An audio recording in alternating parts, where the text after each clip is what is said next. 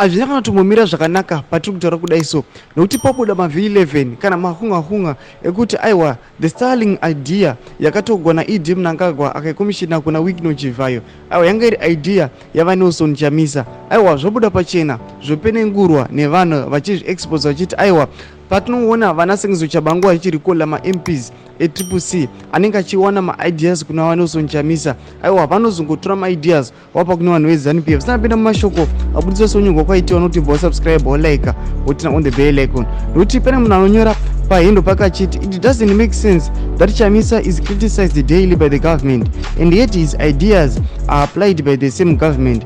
That said, Chamisa haana plan, then run with the Chabangu whose sole objective is to recall all elected legislators.